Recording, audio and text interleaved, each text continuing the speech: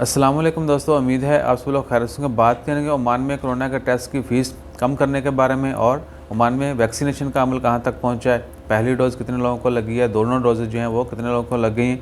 आज 26 अप्रैल 2021 सोमवार का दिन है और कोरोना के टेस्ट की फ़ीस जो है बहुत ज़्यादा जगहों पर मैक्सिमम यानी वैसे तो काफ़ी ज़्यादा भी शुरू में रही, 80-80 रियाल तक रही है, बाद में 45 फ़िक्स कर दी गई, फिर 25, 30, 35 और अब जो है 19, 20 पे चल रही है या कहीं कहीं 18, 17 भी मिल जाती है।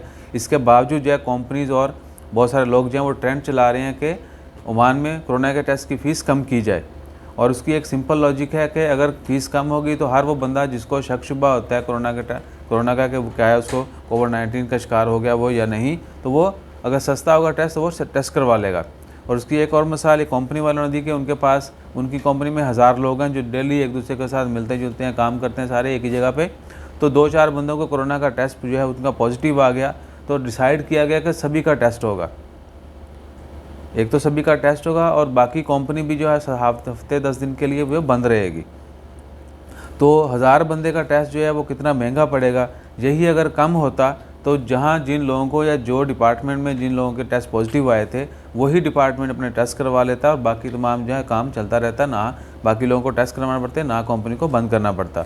तो इस तरह की और बहुत सारी लॉजिक्स भी हैं, बहुत सारी और पॉसिबिलिटीज़ भी हैं कि जिसकी वजह से लोगों ने ट्रेंड चलाया, स्पेशली ट्विटर के ऊपर। अब सोशल मीडिया में ट्विटर भी आता है, बहुत सारे लोग यही समझते हैं कि फेसबुक, इंस्टाग्राम या यूट्यूब ही है, तो क्योंकि ओमान में ट्विटर के जो सीरियस यूज़र हैं बहुत कम है, तो ट्विटर के ऊपर ये ट्रेंड चलाया जा रहा है कि ओमान में कोरोना के टेस्ट की फ़ीस जो है, जो PCR टेस्ट है उसकी फ़ीस कम की जाए।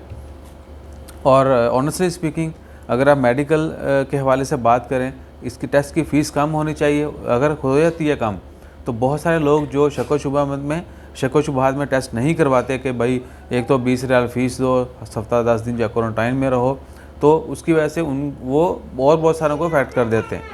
तो जितनी फ़ीस कम होगी उतने ज़्यादा टेस्ट होंगे और उतनी जल्दी जो है ओमान में पता भी चल जाएगा और इस चीज़ को ओवरकम भी किया जा सकता है कि बीमारी ज़्यादा ना फैले।